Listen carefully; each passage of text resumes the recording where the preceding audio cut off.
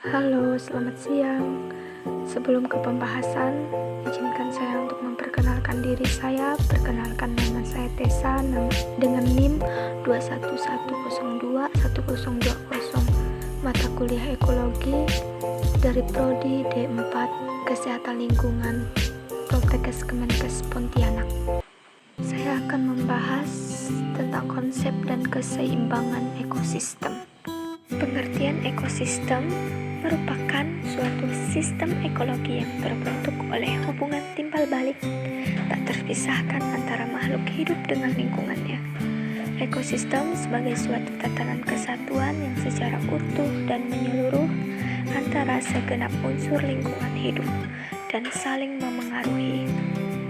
Ekosistem sebagai penggabungan dari setiap unit biosistem melibatkan interaksi timbal balik antara organisme dan lingkungan fisik, sehingga aliran energinya menuju pada suatu struktur biotik tertentu dan terjadi siklus materi antara organisme dan anorganisme.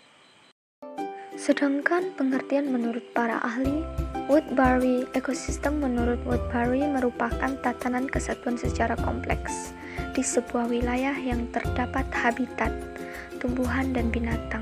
Kondisi ini kemudian dipertimbangkan sebagai unit kesatuan secara utuh, sehingga semuanya dapat menjadi bagian mata rantai siklus materi serta aliran energi.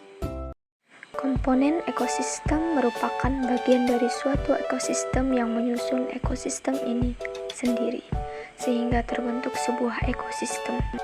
Komponen dalam ekosistem dibagi lagi menjadi dua macam, yaitu komponen hidup, yang kedua komponen tak hidup. Selain itu, komponen hidup dapat disebut juga sebagai komponen biotik, dan komponen tak hidup dapat disebut sebagai komponen abiotik. Setiap komponen memiliki anggota yang berbeda-beda pula. Yang pertama itu komponen biotik. Komponen biotik pada suatu ekosistem adalah makhluk hidup itu sendiri, sebab ekosistem tak akan pernah terbentuk tanpa adanya makhluk hidup di dalamnya. Keberadaan makhluk hidup kemudian membentuk suatu rantai makanan dalam suatu ekosistem. Contoh dari komponen biotik yang ada di lingkungan sekitar kita yaitu yang pertama, organisme autotrof atau produsen. Mengapa disebut sebagai produsen? Karena organisme ini mampu membuat makanannya sendiri. Bahkan ia membuat makanan bagi organisme lain yang tinggal di ekosistem. Produsen kemudian akan membuat makanan dengan menyerap senyawa serta zat-zat anorganik yang akan diubah menjadi senyawa organik melalui suatu proses yang dinamakan sebagai fotosintesis. Contoh dari komponen biotik yang kedua yaitu organisme heterotrof atau konsumen, memiliki sifat yang berbeda dengan organisme pertama. Organisme heterotrof ini mampu memperoleh makanan dari organisme autotrof atau produsen dan akan memakan sesama organisme heterotrof lainnya, sehingga dapat ditarik kesimpulan bahwa organisme heterotrof adalah organisme yang menggunakan bahan-bahan organik dari organisme lain yang digunakan sebagai sumber energi dan makanannya. Sebagai contoh adalah manusia dan hewan.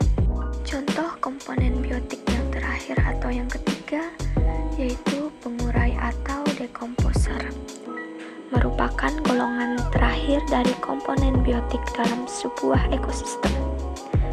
Pengurai atau dekomposer ini adalah organisme yang menguraikan sisa-sisa makhluk hidup atau heterotrof atau autotrof yang telah mati. Contoh pengurai atau dekomposer yang ada di sekitar lingkungan tempat tinggal kita. Yang pertama ganggang, yang kedua jamur, yang ketiga bakteri, yang keempat cacing, dan lain sebagainya. Yang kedua, komponen abiotik. Komponen abiotik adalah komponen yang terdiri dari benda-benda, bukan makhluk hidup, tetapi ada di sekitar kita dan ikut mempengaruhi kelangsungan hidup. Beberapa jenis komponen abiotik yaitu yang pertama suhu. Suhu suatu proses biologis yang dipengaruhi oleh perubahan pada suhu, contohnya mamalia dan burung, sebagai makhluk hidup yang dapat mengatur sendiri suhu tubuhnya. Yang kedua yaitu sinar matahari. Intensitas dan kualitas pada sebuah cahaya matahari akan mempengaruhi proses fotosintesis, karena air mampu menyerap cahaya sehingga proses fotosintesis dapat terjadi di sekitar permukaan matahari. Yang ketiga yaitu air. Sebuah ketersediaan air dapat mempengaruhi distribusi suatu organisme. Contohnya, organisme dapat diadaptasi dan bertahan hidup dengan memanfaatkan ketersediaan air yang berada di padang pasir. Yang keempat yaitu garam. Konsentrat pada garam akan mempengaruhi keseimbangan air dalam organisme melalui osmosis. Contohnya, pada beberapa organisme terestrial akan dapat beradaptasi pada lingkungan dan kandungan garamnya yang cukup tinggi.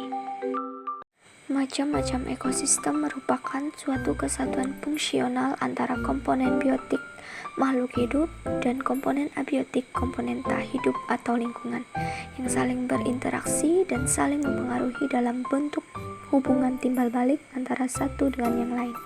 Secara umum, ada 3 tipe ekosistem, yaitu ekosistem air, ekosistem darat, dan ekosistem buatan. Baiklah, hanya ini yang dapat saya bahas dalam konsep dan keseimbangan ekosistem. Kurang lebihnya saya mohon maaf. Terima kasih.